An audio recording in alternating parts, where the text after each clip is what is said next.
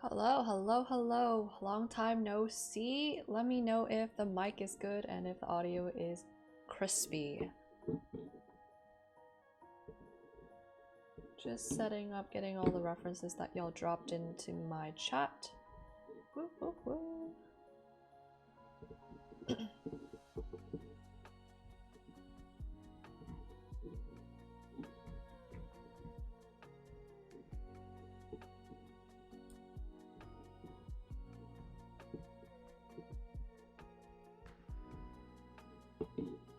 think my audio is like way too high.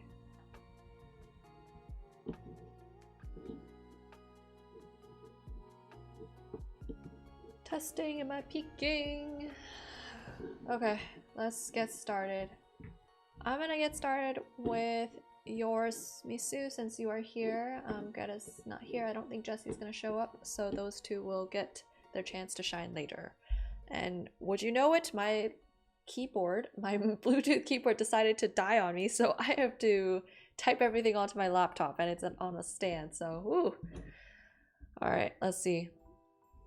You were working on these box methods, and let me just go through all of them so I get an idea of how you've been doing so far. Come on. Let me zoom in.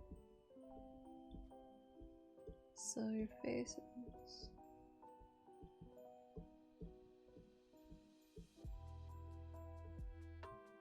I'm gonna hide your hands first, since I kind of want to see what you've been doing with the box method. So day 1. And Misu, why do you work with such a constricted canvas? It's like you want to make yourself suffer. Give yourself more space, man.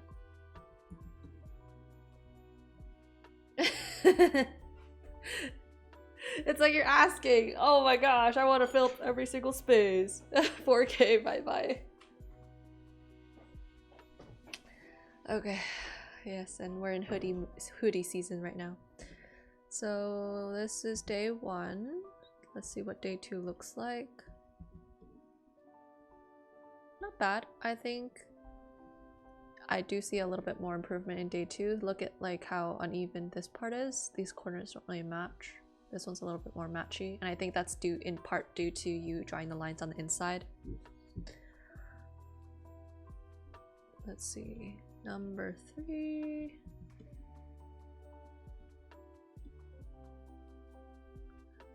We big appreciate grading yourself. Box 4. Let me compare box 4 and box 3.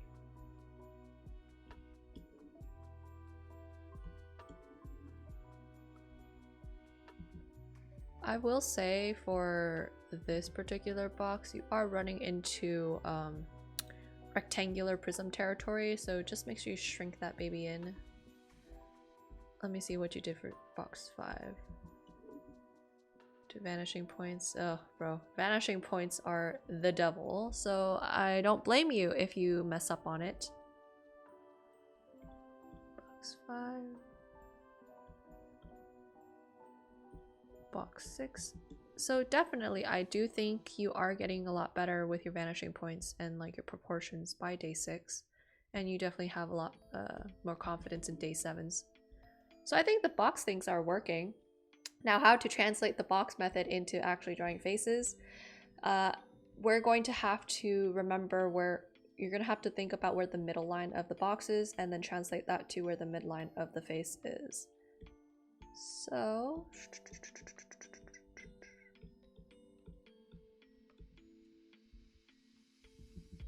let me hide all your boxes real quick.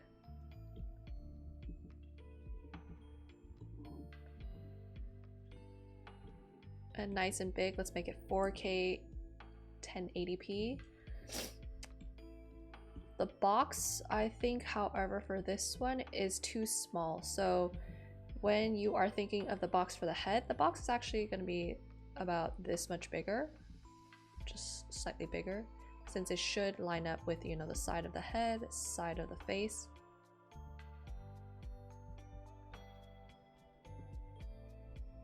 So maybe something more along the lines of this. I might scoot it back a little bit just so that the front of the face you can kind of see, line it up with that midline. So see how I'm using the middle right here to line up the middle of the face. So when you are using like the box method. Oh, hello, Misu. Had troubles making them cube-ish and they became more rectangular.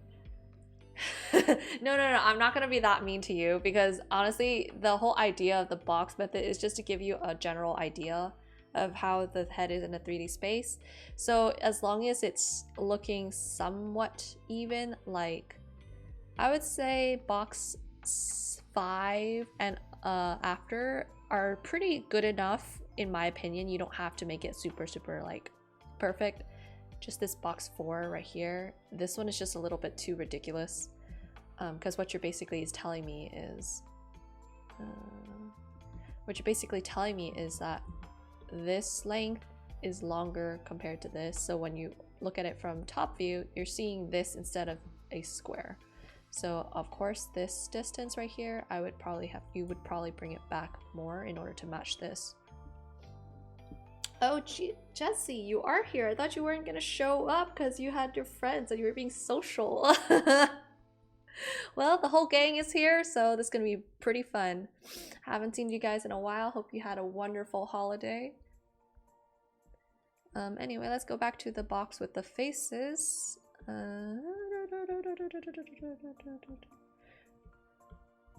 So yes, we are going to Indeed-a-Rooney use your midlines of your boxes. So this thing right here, this line right here, you want to line it up with the middle of your eyes, because your eyes are technically in the middle of your face. As much as we hate to say it, I usually, when I'm like drawing, I usually thought like, oh, the eyes should be higher because, you know, the hairline hides a lot of the head. So if you take away the hairline, the eyes are definitely in the middle of the face.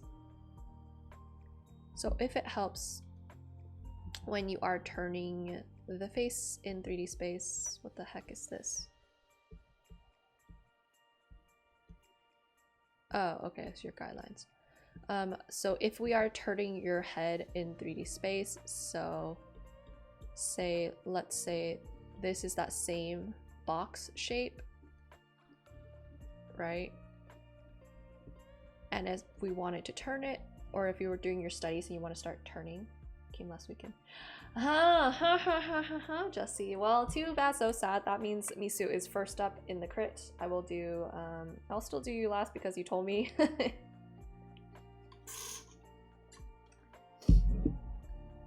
So yes, as we are turning that face, here's your midline for the face, which translated on a round surface is curved, but we're still thinking of it as straight lines if you're doing this for studies. As we turn, maybe say, I don't know, a little bit more this way, this distance shrinks.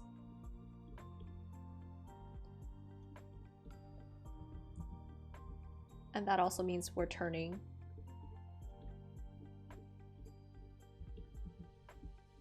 Trying to match that same midline, the distance between the midlines.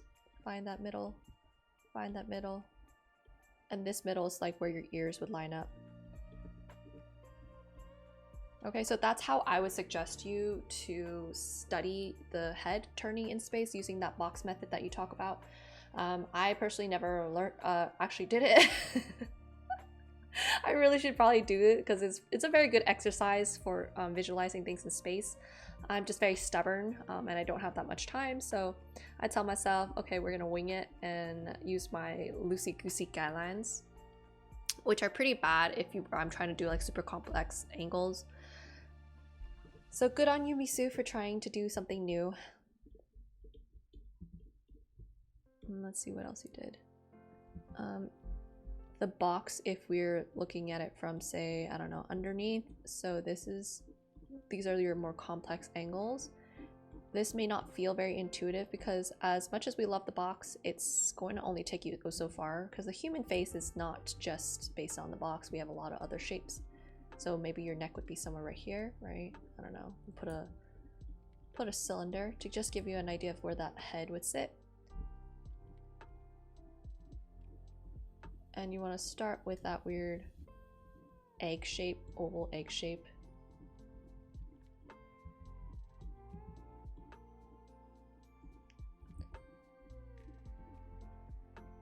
And again, this is the box, but in the person's face, obviously it's not that straight line, right? So that's why when it comes to like those types of angles, the box is very limiting.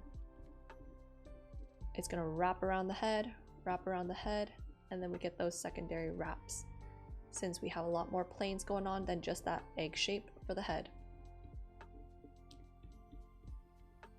You typically use that U shape or whatever the shit you want to call it. And we're gonna fill out that space with that neck.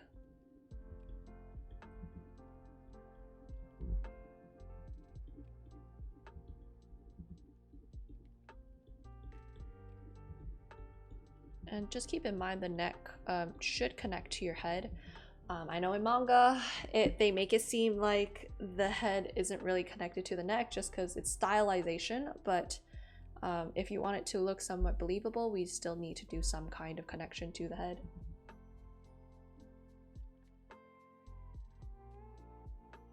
Yeah, because anime, it breaks all the rules that you're supposed to know. So until you really know what the rules are, I would suggest don't try to heavily rely on anime.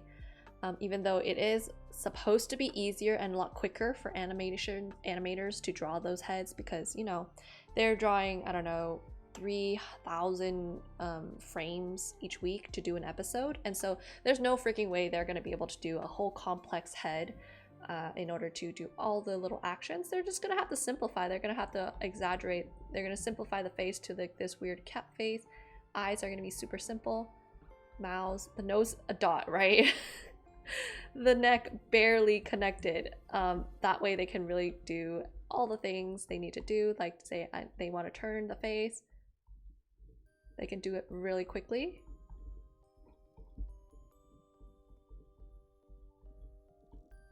Right? Versus if I had to draw every single detail in order to do a face turn, I'm gonna go crazy, and it's probably gonna take like at least a month in order to do one whole episode of anime. So lots of props to the animators, and they have to figure out tricks in order to do things faster, right? And don't feel bad if you can't quickly draw a face like this. It's instinct now because I've drawn them a lot, but if you don't feel comfortable, go ahead and use the guidelines in order to figure out how to turn the head properly. Master studies are super fun on their own, Misu, so it's like, it depends on your mood, right? So sometimes you want to draw more realistically and you want to do all the details, so like sometimes maybe you want to say, I want to, instead of doing your anime nose, you want to draw a big ol' honkin' realistic nose.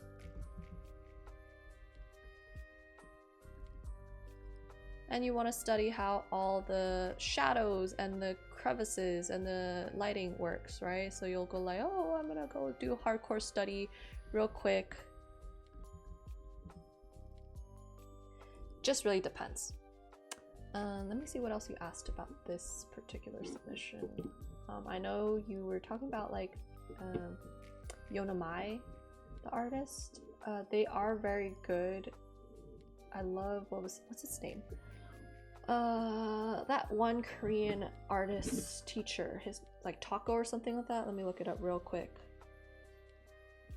He has that whole art book where he like has a whole bunch of tips and tricks for what the anatomy stuff is. So if you don't want to have to buy the whole book, you could just follow the account, and occasionally he'll drop like a whole bunch of tips and tricks. I always love just seeing his post. Who am I following? Anime instead of master studies. For master studies, it's good for foundations because they rely heavily on realism. So you could use it to study how light works, how anatomy works, how they use posing in order to create interesting illustrations. Whereas for anime studies, if you're trying to figure out how to do a particular style, or if you want to have a way to really quickly color like the flat cell shading, that kind of coloring style, then you would study anime. It just really depends on you, Misu. Right now, do you feel like you want to do more realistic studying, or are you feeling a little bit sick? If you feel like you're tired of like doing all those really realistic shadings, all the head turnings, feel free to switch over to anime studying just to give your brain a little bit of refresher. So you're learning something new, but you're all still learning at the same time, you know? Big booby elf girls, then draw it, because sometimes you just need to treat yourself, okay?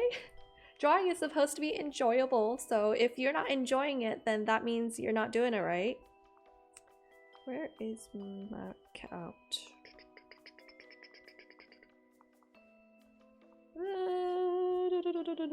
I follow too many people. Taco? Let me see if that is that the name? Taco? Something Taco? Yes, the account is... Let me make my screen bigger. It's this account. I don't know if y'all have ever followed this one. He is really good at like just doing a whole bunch of different types of tutorials that are very bite-sized and consumable. So if you're not feeling like you want to do like crazy studies, well, you better be following him. I'm gonna make you follow him. Because this is such a good resource. If you're not following him, you're missing out. So please, if you anyone watching the VOD here, please go follow him. He's really great. He actually has art books of these. I don't have space to actually buy the art books, so that is why we can only support him through this way. Okay, so I think that should be good enough for Misu, if that's helpful somewhat. It wasn't very long of a critique, because I think you just needed some direction on how to study and like where you should go. Let's move on to Greta. If you have any last minute questions, Misu, now is your time to speak up before I jump ship. Oh, your hands, right. Hands, I feel like it's not easy to study using the box method. I'm gonna be real honest here. I'm gonna be real honest here. Hands, using that box method is going to absolutely destroy you. Although it will help you if you're trying to become a sculptor. It will be very helpful, but I would highly suggest you just instead break up the hand into simple shapes. So imagine the hand more in this particular shape, and then think of it as it's turning, because it's pretty easy for you to think about how a hand would turn in simple shapes. Whereas if you're trying to do the box, there's too many things to account for. The book of hands. God, whoever decided to do a book of hands using the box method is actually insane. I've never in my life thought I wanted to torture myself like this. So I know hands in this particular angle is one of the hardest. Oh, someone decided to follow. Welcome, welcome. Okay, here's the only time I will recommend you to favor anime studying for hand instead of a realistic, like the master studies for hands. It's because anime will help you simplify the shape, reduce the amount of things you have to consider, and then once you've got that kind of down, if you feel like you want to have like really schmexy detailed hands, then go back to master studies and then add on those particular like anatomical details. That way it'll be a lot easier, because I learned how to draw hands looking at manga hands and anime hands. Not necessarily the super accurate, but it's very good for simplifying what you're looking at, because when you're looking at so many things, say like you're trying to do this weird angle, right? No way are you going to sit here for who knows how much time in order to render all this detail.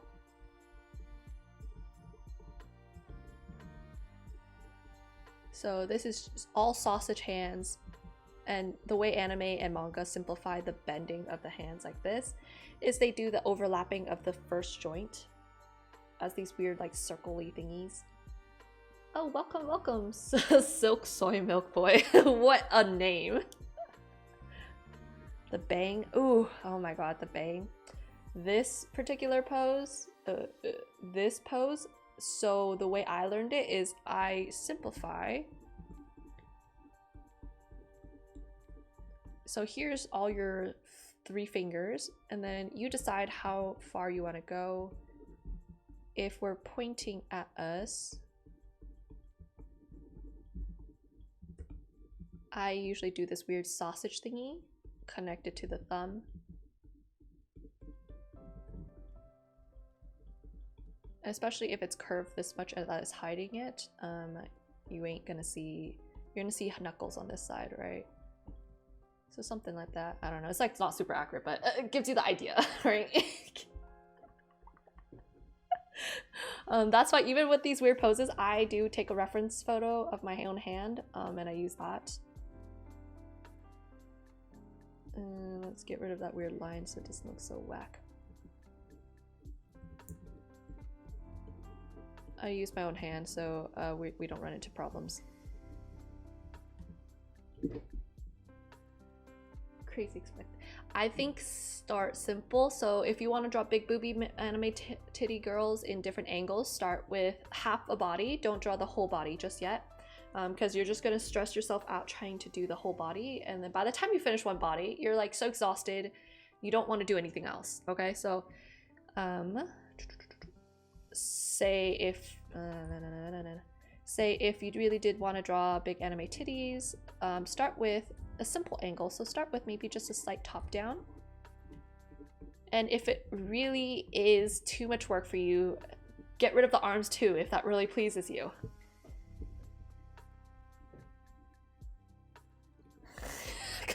Anything that's not, you want to do fish eye perspective too, so you want to do woo fish eye perspective.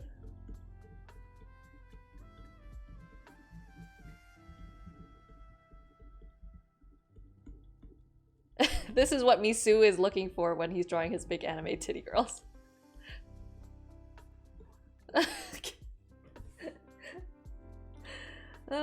Yeah, so start with the simple stuff.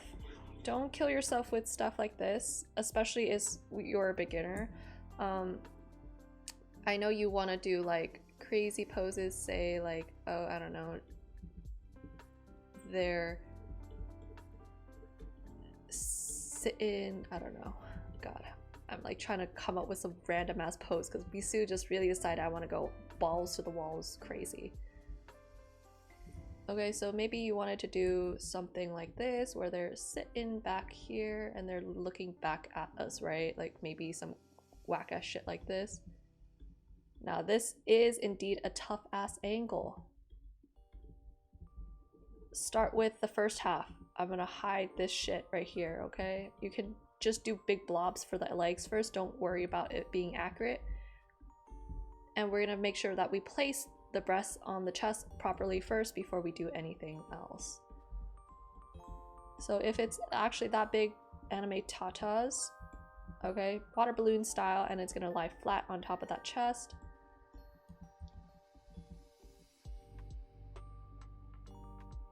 And we're gonna make sure we follow the angle still. And then let's erase a little bit.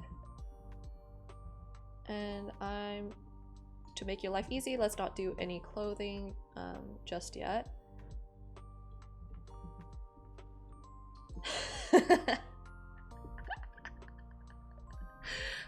There's no such thing as cheating, Misu. Like when you are learning and you're starting out learning, you definitely need to use references. I'm just gonna tell you straight out, it's impossible for you to learn just by relying on the box method or whatever method I've told you.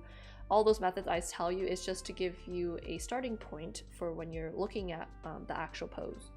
So because your brain just doesn't have that knowledge, your brain just can't visualize it properly, so there's no way you're gonna have the skill in order to be able to draw that particular pose, okay?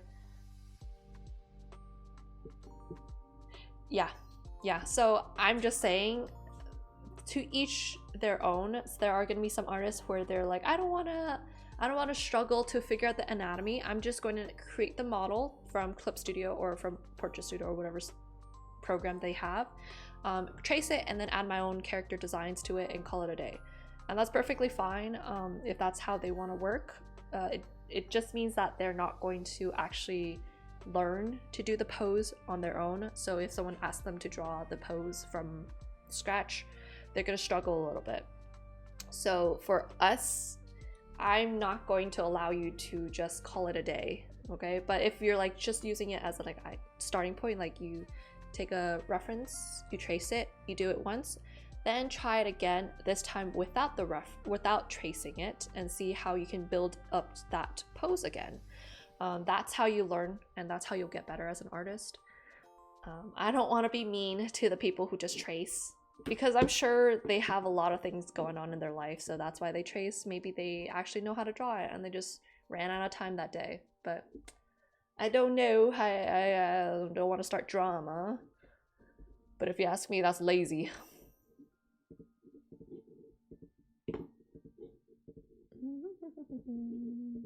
Alright, so let's try to create that whack-ass post that I made in the fly, because Misu is a crazy son of a bitch. Now again, keep in mind, these models are not going to make it look very soft and relaxed like a human would, because the models are very stiff. At times you may have to end up using yourself as a model and then just use your knowledge of how breasts work on the chest and just add it in, okay?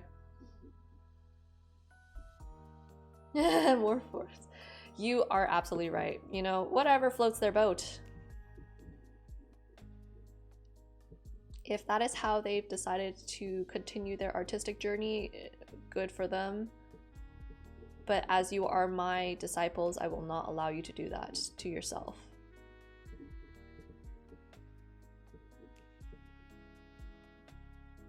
Oh my god, this is in no way the proper way to do that arm. But I don't give a shit right now, so it's just to give us that idea. If you ain't never seen how the arm goes in the back, today is the day to learn.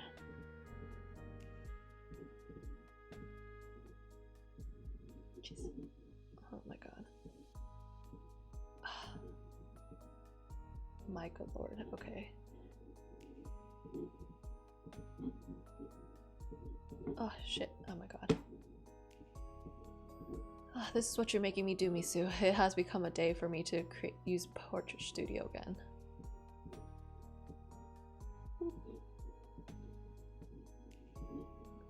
Okay, I'm not gonna care about her foot right now. Ah!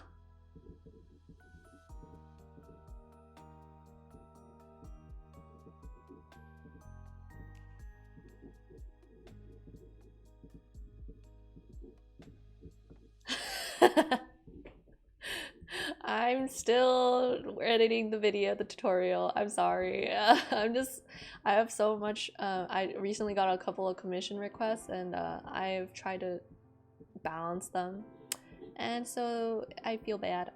I wanted to do more art stuff for the Patreon this month, just ran out of time.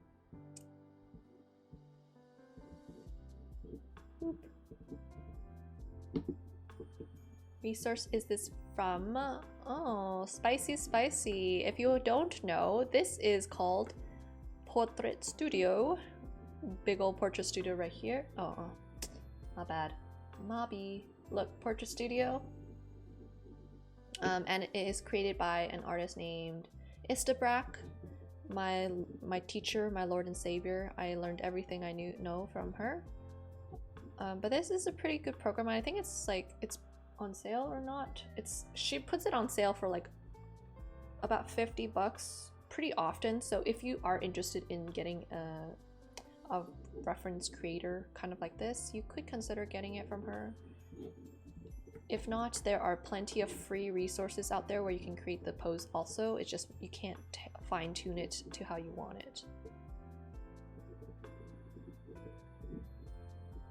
Okay, I gotta somehow get her back to Lee. No. I gotta get her to lean back. So I'm gonna push the legs down. Push the legs down, and then we're gonna turn her whole orientation. See if that... Because when you are leaning back, it's not just your spine bending back, it's also your whole body, right? You're just pushing whole body back.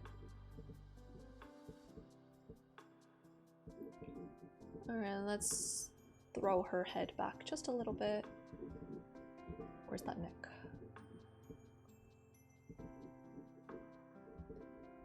Alright, does her neck still look somewhat sane? Yes, so I'm gonna push it a little bit more.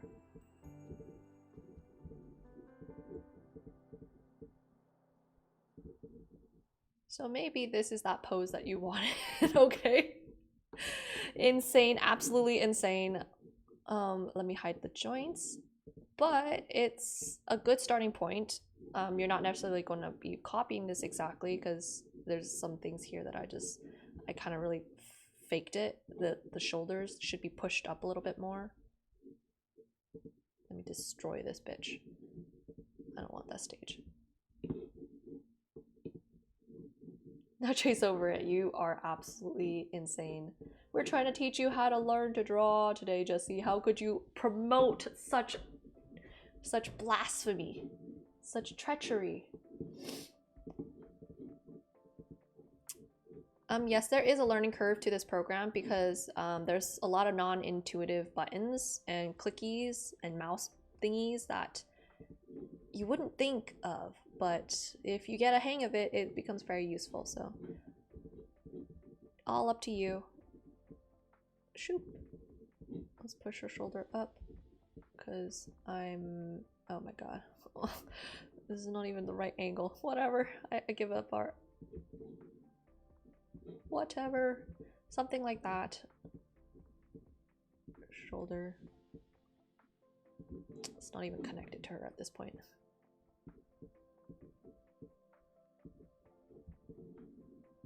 Okay, something like that, maybe.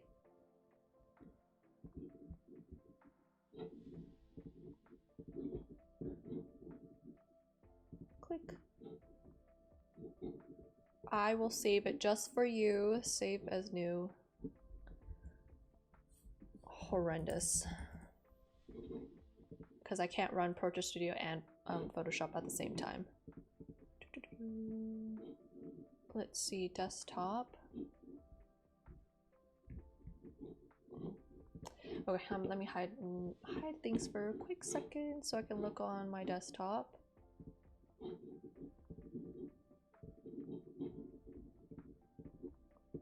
I don't want to expose my stuff once more. Where the hell did I put it? This PC. Come on.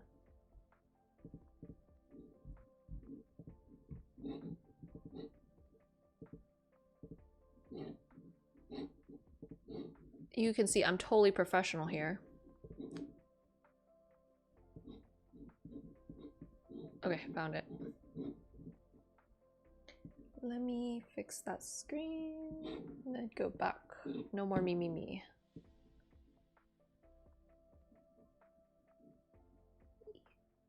Okay. We found that goddamn pose. And just to trim it out because I don't need that shit all around it.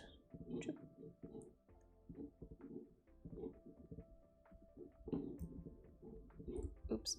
So you see I'm kind of close, but I'm also pretty far because, oh, oops, her hips and her butt are too far back. Her back is actually destroyed at this point because of me.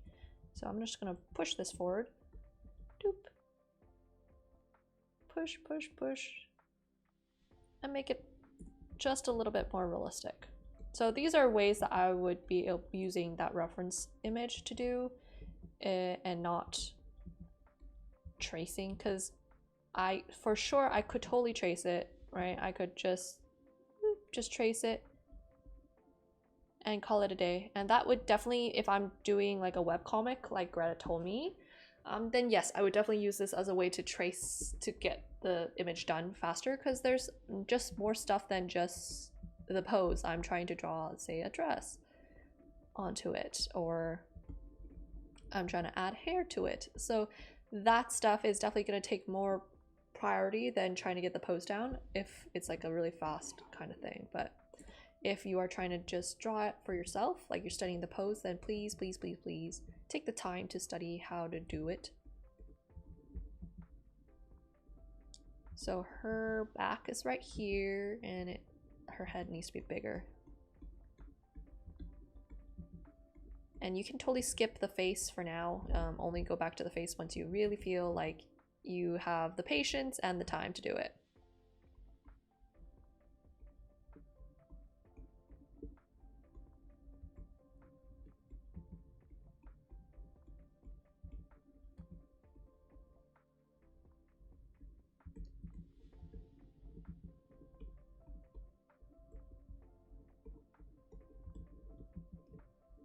And then again, I would not suggest you draw the hands because at this point you're trying to study the pose and not the hands. So the hands are going to be big old blobs. So this is a very good starting point for the pose, but obviously there's a lot of anatomy that's missing here. So what's going on with the elbow? Where's the elbow? How is the shoulder turning as we're moving away, right? So these are points where you kind of need to take a reference photo for yourself, because your shoulder will actually behave the right way it should when you push your arm back this way. This will let me do anything. This shoulder can dislocate for all I know, so I could be drawing a arm that's slipper slash down. So it's not a very good reliable narrative, right? Narrator.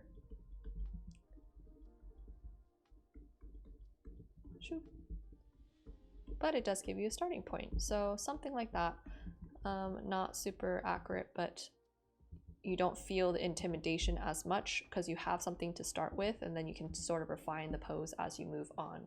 So Misu, don't feel like, oh, you're cheating, oh, I'm being a bad boy by using a reference. No, you have to use a reference to learn how to actually draw the pose first before you can later on feel confident enough to be like, okay, I don't need a reference, I'm too good for that shit, right? Okay, so hopefully that answers your question on feeling guilty about references. I use references all the time.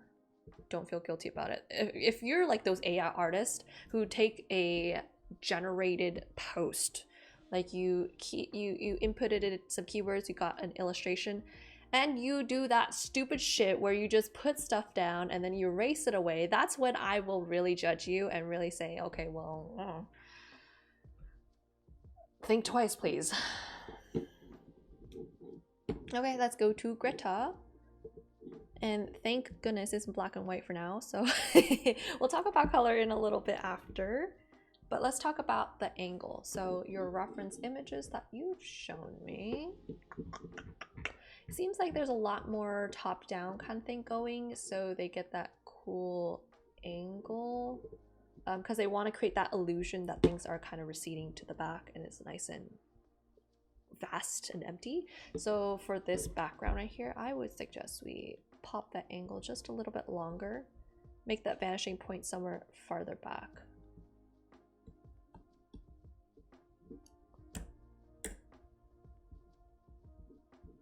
Oops. What am I looking at? Okay, and then in response to that, that means we also have to kind of extend the cake a little bit, make it a little bit more matchy. So where the hell is it?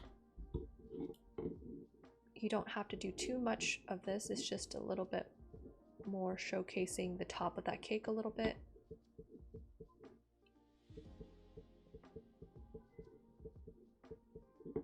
Because right here you already have very much a lot of that top of that, is it a tin can of like cookies or something like that?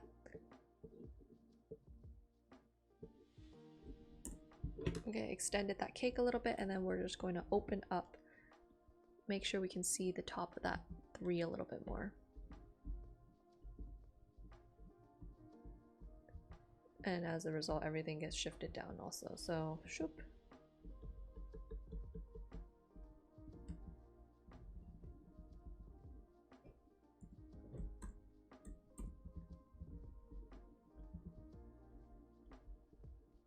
And don't you think this would be a cool way to kind of show off your 3D skills, Greta? Like, if you have ever thought you wanted to practice your 3D word art, this is your time to shine.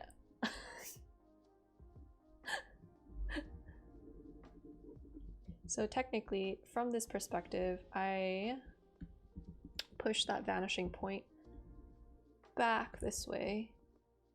So that vanishing point's somewhere right here, maybe, and it's just in shadow.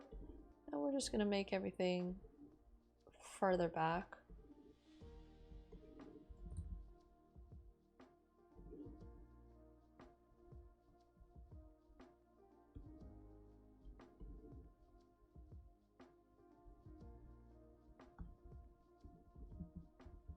Eek. Okay. I gotta line it up a little bit more.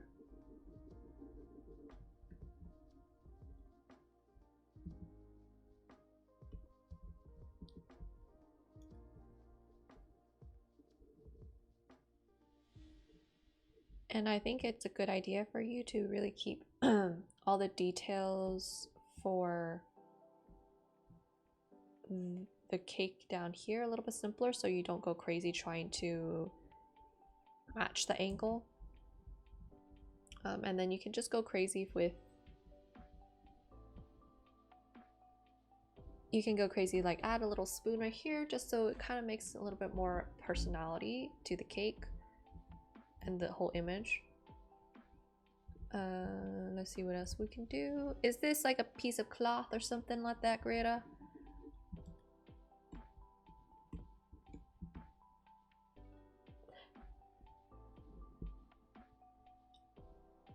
Yes. Okay, then we definitely need to get you a reference image. So, because this cloth is very central in this piece, it's very close to the cake where our eyes are drawn. If it does not have good enough structure, so like all these random fabric folds, feels very disjointed, doesn't feel like it's deliberate, it's going to take me out of the image.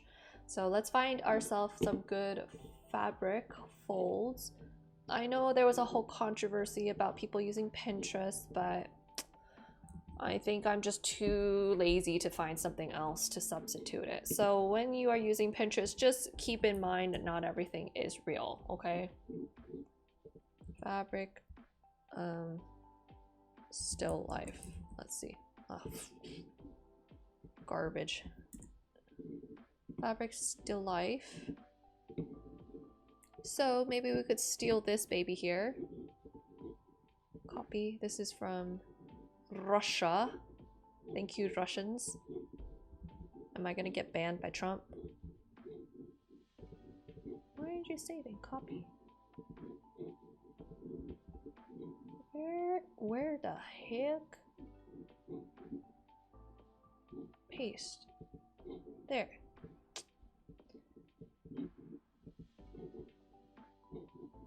And then we'll just flip.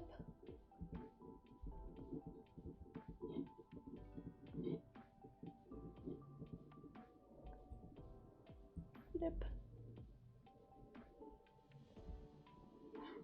Oops, I want to actually save that. I want to actually include it.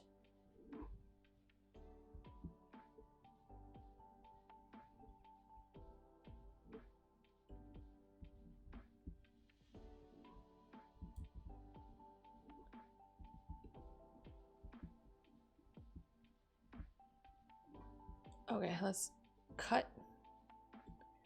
So if I make this humongo, okay, because I just want maybe just this small section right here, and you're just gonna extend it, okay?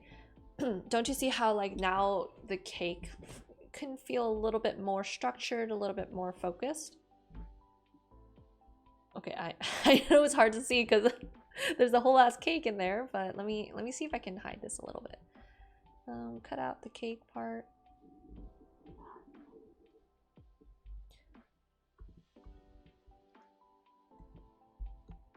Okay, so something like this potentially can make your whole picture look a little bit more grounded. And then if you want, you could just rotate a little bit. And then of course, please actually do it yourself. Don't just take the fabric and la-di-da it.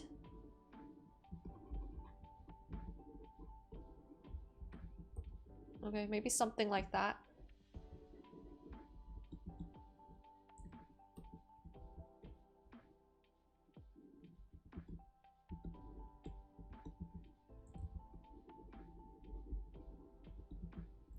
Okay, maybe something like that, right? So I just added like a extra flap over here so everything looks nice and believable, and it fills out the space a little bit so you're not and stuck with that empty space that you had before. But the cake now kind of looks grounded. It's like a very still life. I would probably even push back the fabric a little bit, make it a little bit smaller because I don't want it so close to the cake. So you have more space.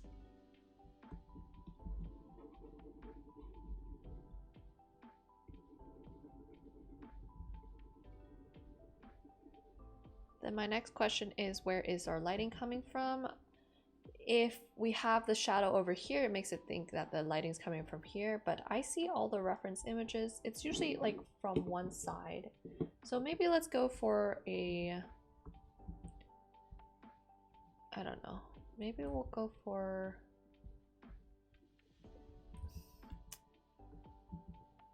because I want to make sure that we're still able to see all our objects. So maybe we'll have to just go for a side one like this. Something like that. The bottle's not going to have a shadow, okay? Let's be honest. And so that means also this fabric thing that we have for the shadow here probably would not be so distinct. Be a little bit smaller. And you might end up casting, I don't know, some kind of shadow on that fabric itself.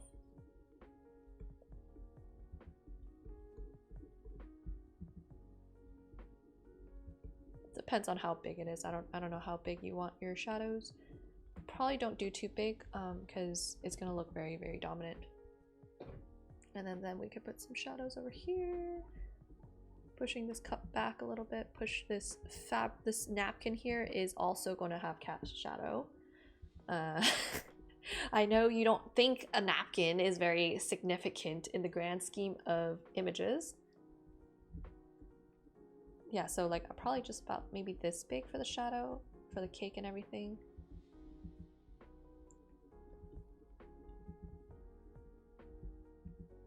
And then this knife might have a little bit of a shadow also. Because even though the knife is flat object, it has a little bit of distance usually because the handle kind of props it up a little bit.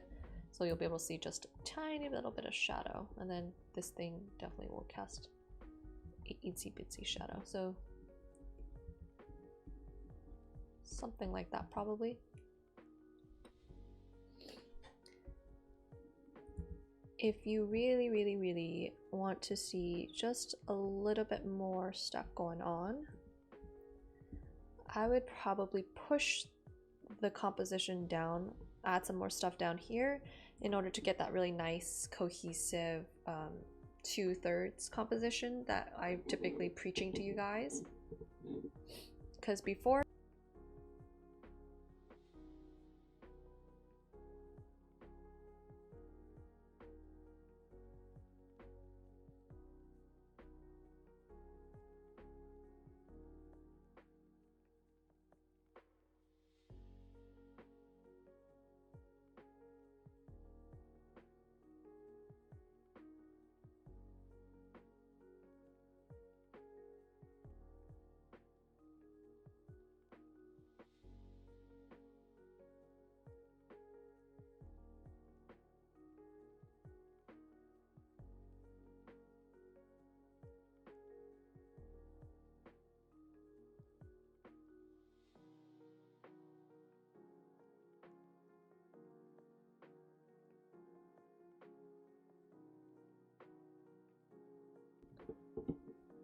my dumb ass, I was muted. Okay, so I'm going to never do this again because for some reason it got muted. I'm so mad. Okay. Anyway, I was just spouting the whole thing about how you had too much space in the top half of that image. because your original picture, you're basically very much on the bottom side, and there's just a little too much space. So we want to push down the canvas so we see a little bit more down there. So then now we get that nice 2/3 composition framing better. And it'll give you some opportunity to play around with some more decorations, Greta. It doesn't have to be crazy. It could just be like how the artist did in this one. They just did like some bottle caps to fill up the space a little bit. You could add some textured patterns to the tablecloths to make it feel a little bit more interesting, more full, you know.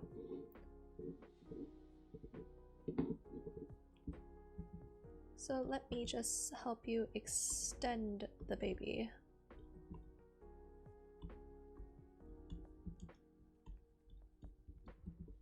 So Mr.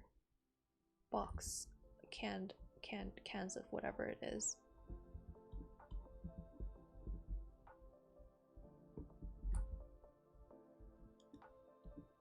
That way I can actually tell what it is. I know, I'm being so mean to you. Right here could be like a napkin or something, so it doesn't have that empty space in there.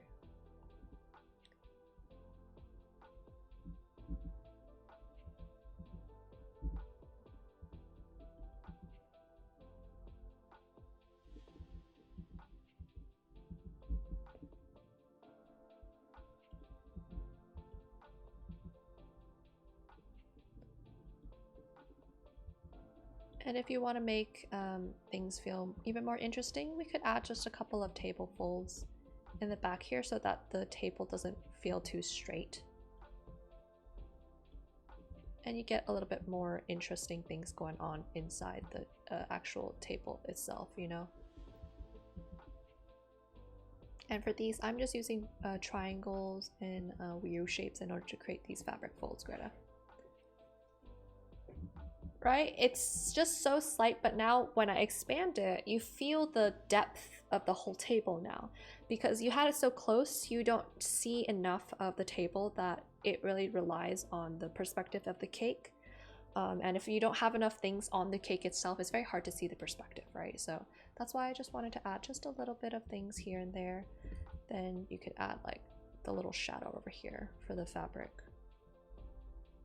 to fill up that space. See how that kind of back and forth, now everything looks really nice. And if you really feel like, oh, I don't want to reveal too much of the fabric, for sure we could do something like this where we cut off the fabric a little bit, add some more shadows in here. But you just want to be careful not to do too much, okay? Maybe something like that. So that would be the general idea for it. For the cake, would you perhaps be open to doing a little cut open cake, something like how you have over here? So you can actually see the interior of the cake and you get a little bit more depth in the piece. Otherwise, you would probably want to add just a little bit more decoration to the cake itself. Probably maybe just, I don't know, either make the whipped cream bigger, like down here, and then maybe some pearls here and there. See how the cake looks a lot more complete, because I usually don't see very empty plain cakes.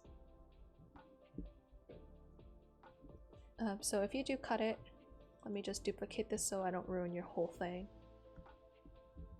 If we do cut it, I would suggest we just cut a tiny sliver of it. So find your middle of the cake, which is here. I'm gonna cut it like it's just a normal cylinder first before we even deal with the stupid toppings. Because the toppings are gonna do different things, right? So the whipped cream's probably gonna be nice and floppy. And then we're going to try to match that same angle inside.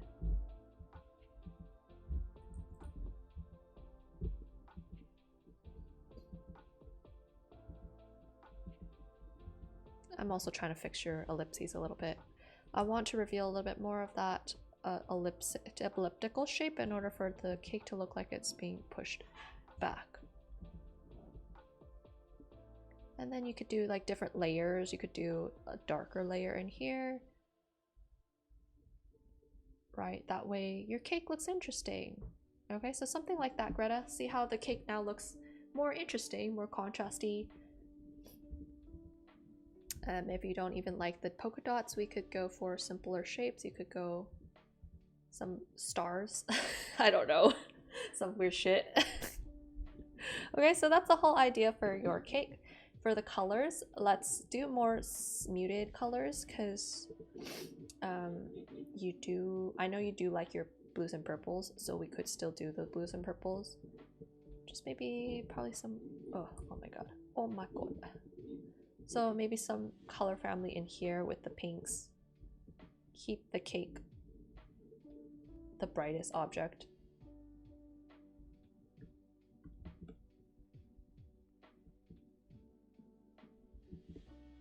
Okay, it could be white, it could be pink, whatever you want.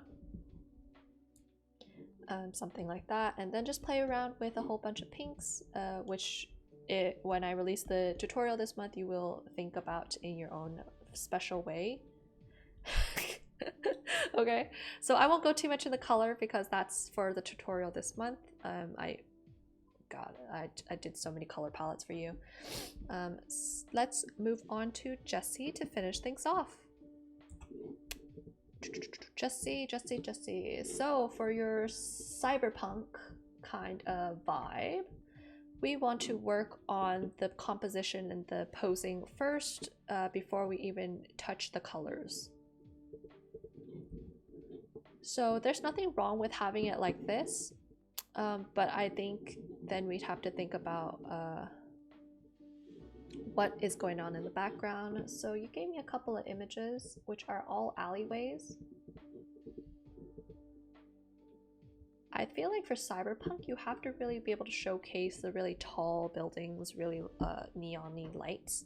So if we have this part right here, we're gonna lose some of that stuff. So how to do this? I'm gonna try to cut out the white stuff first and separate the layers. See if I can work with that.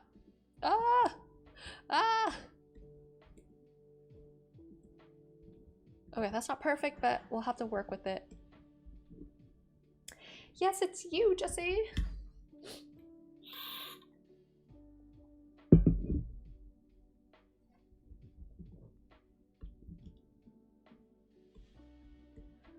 Okay, so I'm going to first erase good old background because that rooftop is just not giving me cyberpunk vibe. I know you were going for these types of alleyways, but I think we needed to increase the height of those buildings to make it feel more believable. Let's see. So option one is we can keep it with this whole thing.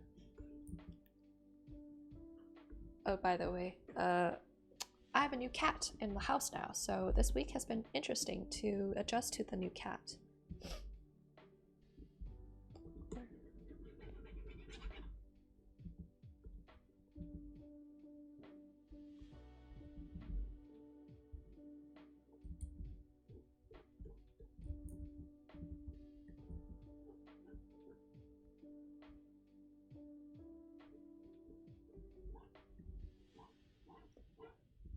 Okay, I'm gonna first get rid of your rooftop and then we're just gonna add back that building. I'm gonna give it more space this time so we can create ourselves that alleyway because we want to see alleyway, right?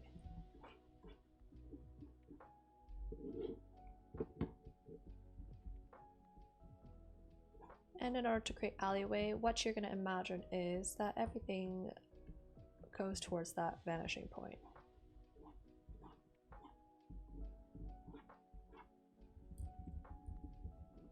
Let's bring it down actually some more. Okay, so the important ones are down here and the ones here. That's how we figure out how tall to make those buildings. And when we're making our buildings, you want the side of the building to fall along this angle right here. And it's going to jut out just a little bit typically.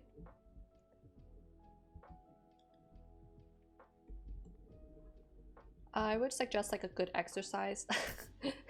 This kind of this is funny because we do this in the art studio that I teach at for the kids to learn angles for buildings. But a good exercise to do is just to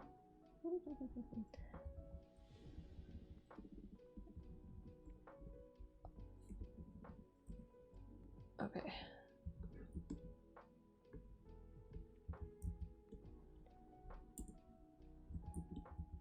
A good exercise to do is just to choose a vanishing point for yourself, and then you're going to take a ruler and we're going to create all these lines.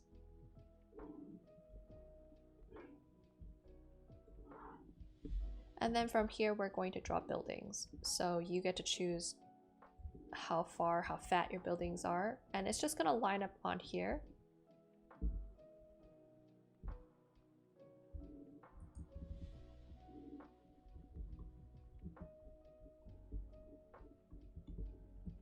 And this is a good way for you to kind of just practice how to make buildings in perspective. And you don't have to make it too complicated. You can just do really simple buildings. And just add, like, I would say, doors and some windows. Everything after you got those basic shapes in there. And how do we figure out, like, what the angle is? We are going to, again, use that vanishing point, and we're just going to draw diagonal lines all the way across, and you use those lines as a way for you to figure it out. And this is your simple 1-point perspective. It really is a cheat code for if you're really struggling on how to make a building. I think this is also how they teach you for how to do like any types of complex perspective. So like say 2-point perspective if you're just super bored and you want to shoot the shit. Okay, we're gonna find the middle. I think I did this exercise in like high school, so it's a very good exercise. There's nothing wrong with going back to the basics if you're just super bored or like you're struggling a little bit.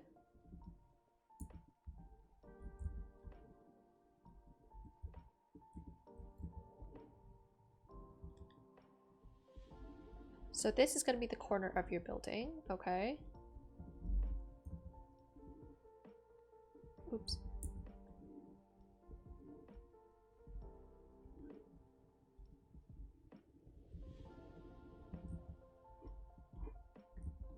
And then you could create yourself a nice little corner store if you wanted to. So if you're, you know, you're really bored, okay? You're just so bored and you're like, let's try something new, try something different from what I usually draw.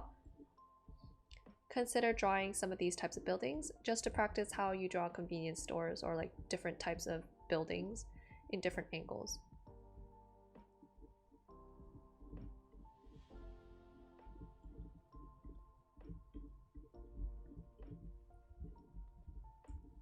Right?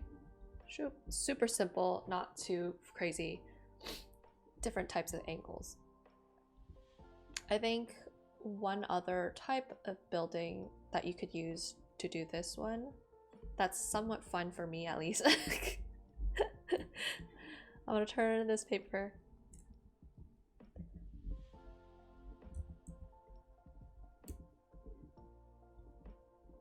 If you want to impress your friends, challenge each other, how well can you draw, what kinds of buildings can you design using these triangles. So you'll take a dot, draw it on a piece of paper, and then take a ruler and draw a whole bunch of these lines radiating from the middle. And then using these lines, we're going to create some buildings. So you could have skyscrapers that are, you're looking at it from below as if it's like, I don't know, New York skyscrapers. And for more complicated ones,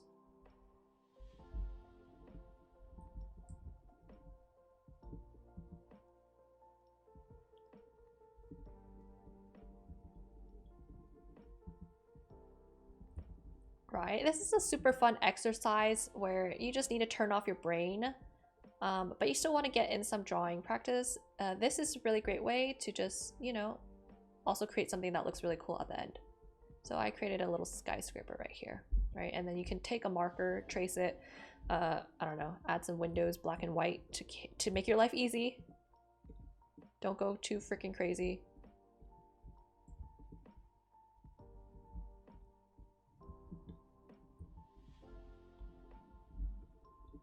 Skyscrapers, right? Shoom. You can trace it if you want. You don't have to trace it. I would just say the tracing will make everything look very neat and complete. So when you're drawing the windows and designs, you don't accidentally erase stuff that you don't want to, right? So look at that building. We're looking at it from below. So easy, simple way to make buildings. Okay, let's go back to our original thing. I totally wrecked things up. Oh, okay. Go back to your thing. So yes, that is what I'm basically doing with these lines here, is so I know how the hell I'm supposed to draw your alleyway.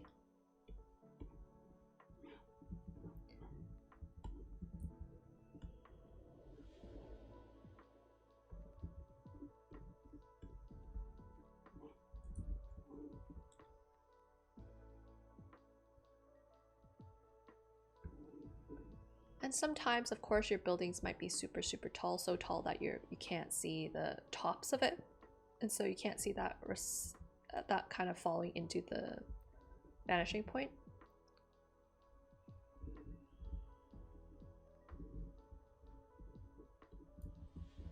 And then at that point, when it gets so skinny, that's when you know you gotta give it a rest. We don't draw more buildings.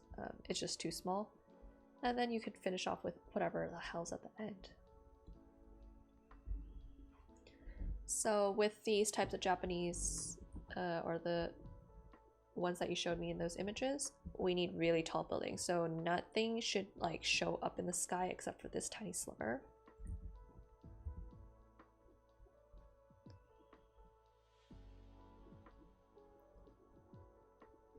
Only thing is, we're going to try to draw these boxes in that angle. It's a garbage angle, so I'm struggling with this rectangle.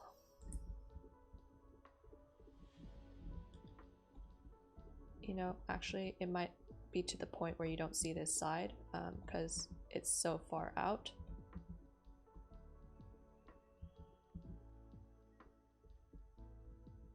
Yeah, something like that. Let me hide this thing. So you get a general idea of the angle.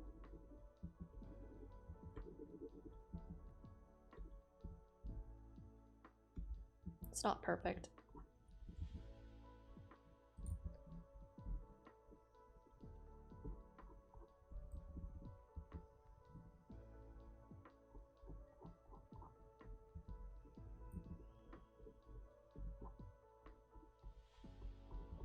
I'm not going to talk about your boot just yet. That boot is a whole separate issue. I want to make sure that I'm pushing this angle, pushing this wall closer to her, so that means that this is going to be almost straight. And then let's also make these a little bit more straight also, just to make things more proportional. And then after you're done with like the basic shape, then we can sort of add some signs and start overlapping to create some signs. So I don't know, weird signs.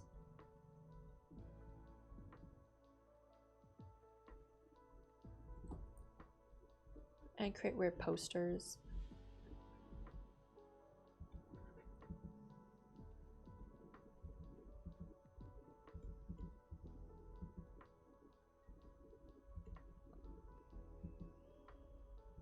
And that's where I would put that weird block thing that you had above the head.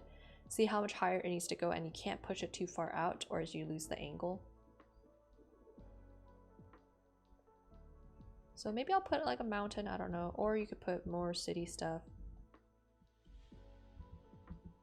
It's totally up to you. And then let's break things up, add some puddles maybe here and there, add some graffiti. Graffiti. Ship, ship, ship, ship. And then if you want, you can add a box or some newspapers. This is how you fill up an alleyway, okay?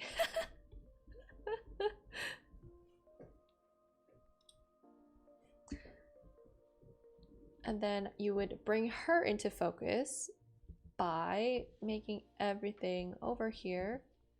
I will duplicate this so you can keep an idea of it. We're just going to blur this stuff later. Oh, not that much. Just a little bit. So that she stays in focus. So I would not have her have too much light in the back over here because she's supposed to be in focus. And then her e-vape, her lollipop. What the hell is that?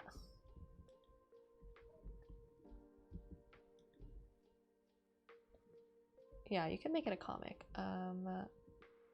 Is that a lollipop? Okay, lollipop. I have never seen a lollipop with a stick that thick. So, Jessie, you gotta have to turn me on to what the hell kind of candy she eating, because that's some good bang for her buck. And let's take a look at how the hand looks when it's wrapped around something. Where is me? So, when you wrap your hand, oh my god, is this the angle? I can't, no. This. When you're holding, you see when I'm holding a lollipop, the thumb wraps around the fingers. We don't have the thumb being over here. It doesn't feel very intuitive for me to hold a lollipop like this. I'm gonna drop the lollipop, the baby's gonna steal it from me. Opposite. That is exciting, Jessie. So yeah, I want to help you make the best you can for this cover and get some good ideas. So I'm not going to talk about the lollipop anymore. Just throw it in there. I just want to make sure that we have the idea first before you move on to rendering. So one option is option 1. She's leaning up against here, and then I'm going to do some black and white shadow work for you to get an idea of the atmosphere. So when you are creating a cover or like an illustration that's like super complicated, we want to start with black and white so you get an idea of where the lighting is, what we're doing with it. And then we're gonna make all this shit back here pretty dark because I want all these buildings to be shadow. Ah! Go away.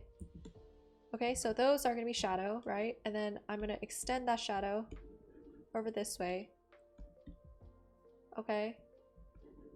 That way we have an opportunity. Do you see that opportunity? We are going to light our Miss Baby Girl. And it's gonna create some really cool lighting.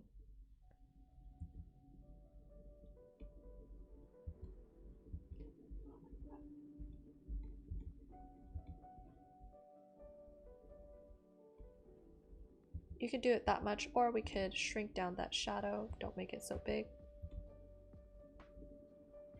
Yes, that is a cool light source. That is why I'm gonna let you have it, Jessie. And because her leg is over here, you're gonna be able to add a little extra shadow over here too, right? And then let me bring back some light to her arm, her freaking arm, because it seems her lollipop is important. Now, of course, I'm not gonna add all the way light for her face and everything because that would be boring for us as a viewer.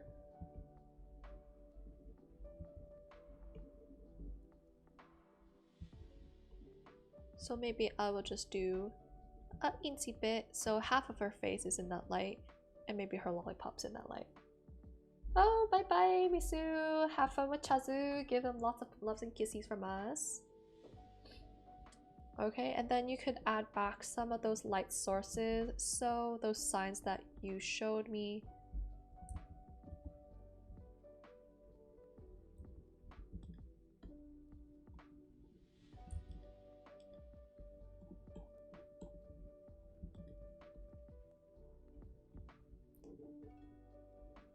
Oops, where's my...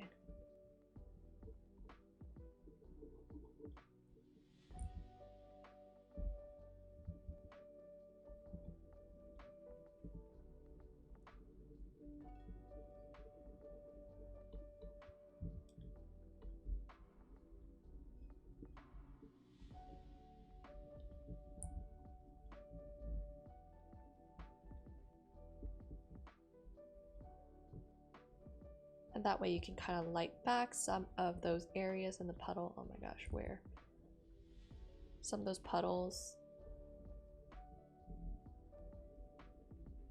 Her lollipop, let's bring it back.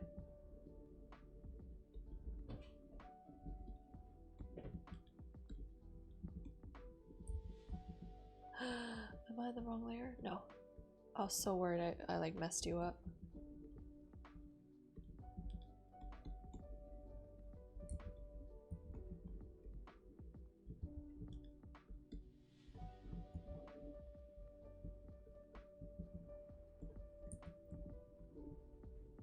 And then I would just break up these buildings by adding some more secondary shadows to make everything look nice and dark.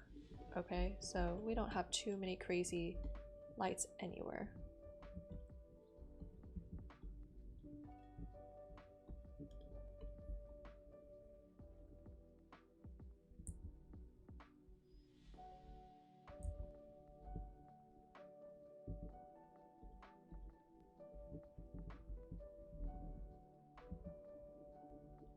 And your graffitis, I don't know, you could do different colors, different designs just to make some more shadow shapes in there. And then for her, we are going to make her boots a little bit darker.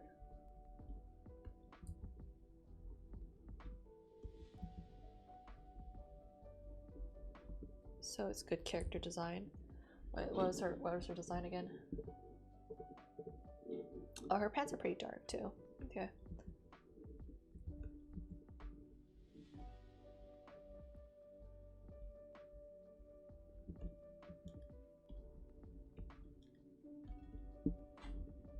So something like that, and if you really wanted to, you could add some of her swords like peeking through over here.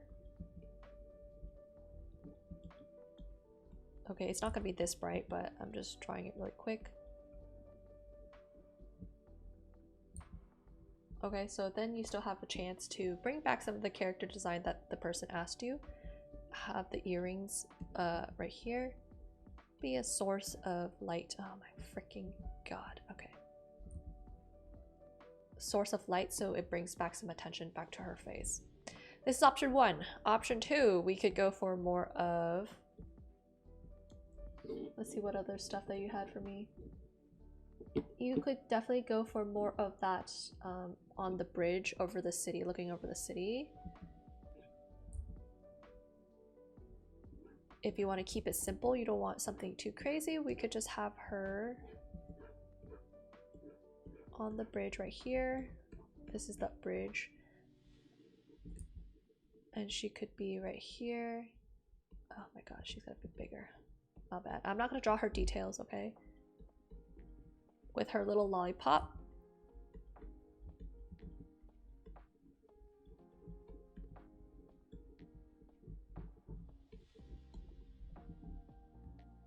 Oops.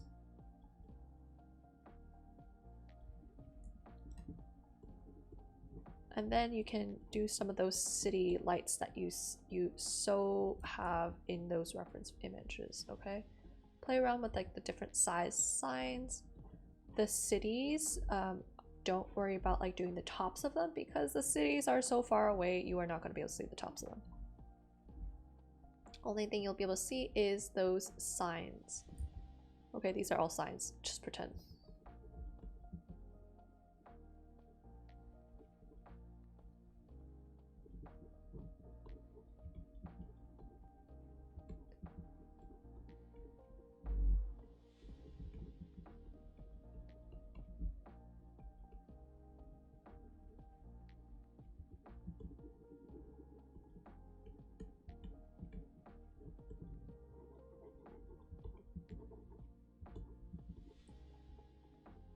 And then you can get the shadows from those beams.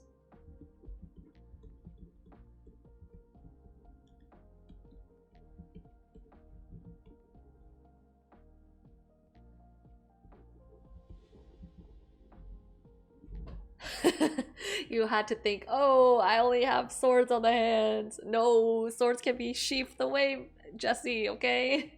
She could even put it on her, I don't know, she could even put it, if you really felt inspired, you could put the sword, oh, where the frick did I put the swords? Oh, you could even put the sword, like, strapped into her pants right here if you really felt like you wanted to. You could change their design just a little bit, because you are doing a variant cover. This is not the exact pose that she should be doing. Let me push down this thing a little bit.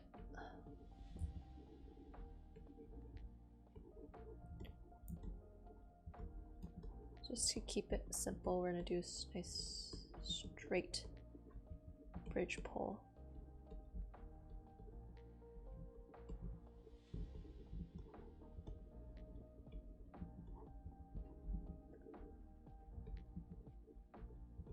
And again, this is a very rough sketch. I don't usually do any details for the initial sketches because we are trying to figure out the pose, the background, and the whole vibe that we're going for.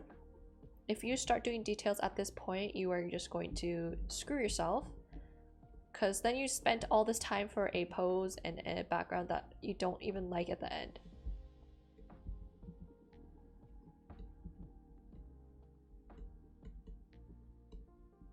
Okay, so maybe something like this, and then if you want to see more of her, I'll shrink her down a little bit. That way you can see more of her, and then we can also see some of those. Yeah. So when I'm doing sketches, see how loosey-goosey I go? Like, it's so loosey-goosey, sometimes you can barely tell what you're sketching, but as long as you understand what the hell you were drawing, that's all that matters, okay? So this is light.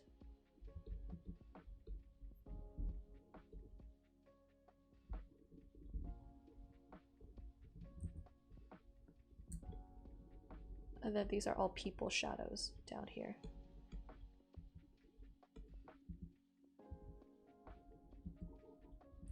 How tall are these bridges? I have no freaking idea.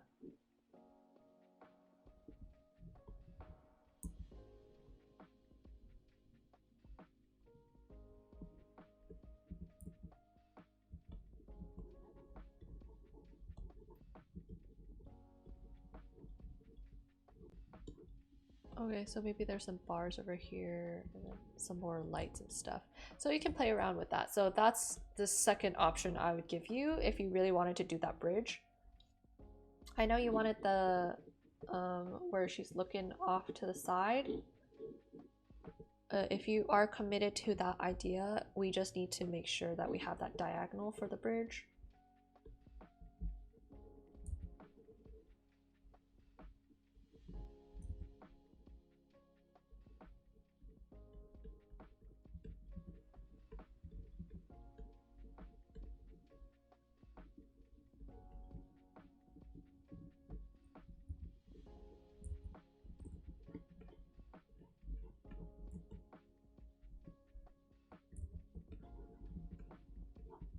So the bridge would be coming this way, then we can get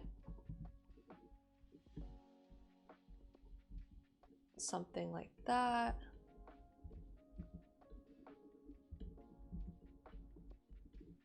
And then you don't have to get too crazy with the details in here. We're just gonna create a whole bunch of lights now. Like, goodness gracious.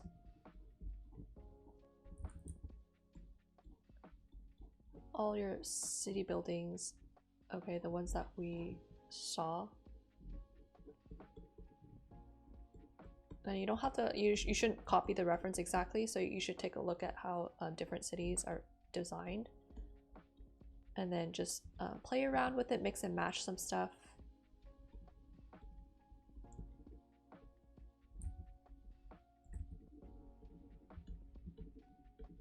And then the vanishing point would be somewhere there. Okay. It's a pretty low vanishing point, so that's why I don't want not to go too crazy with the details in the back over here of the bridge, because you're not going to be able to see it anyway.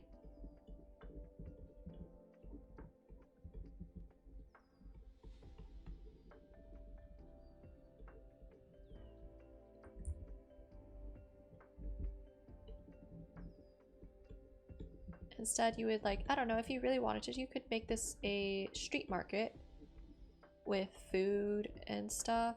So lots of people are gonna be tiny, okay? Don't give me humongo people unless they're giants.